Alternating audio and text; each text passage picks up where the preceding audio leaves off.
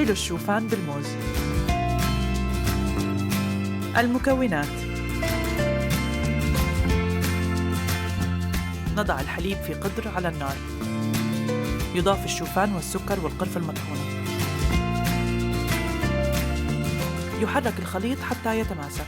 يضاف الموز ويترك الخليط ليغلي على النار لمدة دقيقتين. يوزع الخليط بأكواب صغيرة. يزين برشة من القرفة والموز والفراولة.